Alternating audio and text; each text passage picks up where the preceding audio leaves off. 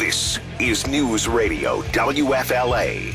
We're joined now by Rania Mankarious, who is CEO of Crime Stoppers of Houston and host of the Balanced Voice podcast.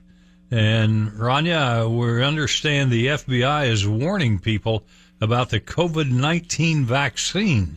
What are they warning them of? Yeah, unfortunately, scammers are everywhere, and they're taking advantage of the fact that people are eager to get their hands on this vaccine, that there's some confusion in certain states. Certainly, the supply doesn't meet the demand, and so they're manipulating that. And they're calling, they're texting, they're sending emails, they're placing ads, all with the hope, text messages, all with the hope that they get people to respond with their information, some funds, and some other stuff that they can manipulate. So we're really trying to warn people, join the FBI in warning people. Yeah, it's really awful, and something that we see quite often here when it comes to things like this. We see it during natural disasters. People try to take advantage of a bad situation here. But I think it could play the opposite role as well, because I've seen people, which now we've caught on to these scams and we're aware of them, I've seen people hesitant to go to actual vaccination centers because they aren't sure if it's real or if it's a scam. So I think people are losing out on getting the vaccine based on these fears. Yeah, and it's interesting you say that, because one of the biggest pieces of advice that we have, the FBI has, the BBB has, the Homeland Security has, the FTC has, is to get your information from either your state, your county, or your city websites. Go there where the information is true and vetted and safe and secure.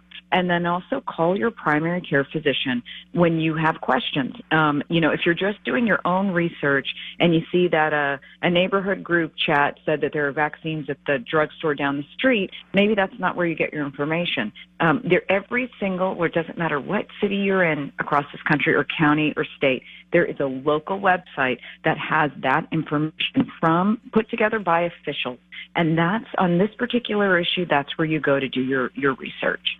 Yeah, and you do have to give a lot of information when you get a vaccine. I just got my first one on Friday, and I know we had to fill out a lot of paperwork there, so you are giving up a lot of information, and that's something you don't want to do to a scammer, for sure. For sure, and you don't need to do that just to get in line.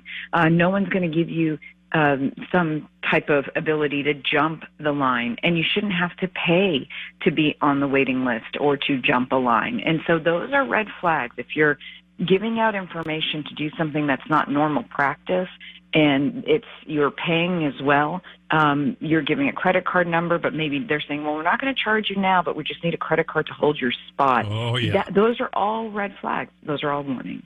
Yep, that's definitely a red flag. Well, Rania, thanks for joining us on AM Tampa Bay. Website is Rania, R-A-N-I-A, Mankarious, and that would be MANKARIOUS.com. And thanks for being with us on AM Tampa Bay this morning. Thank you for having me.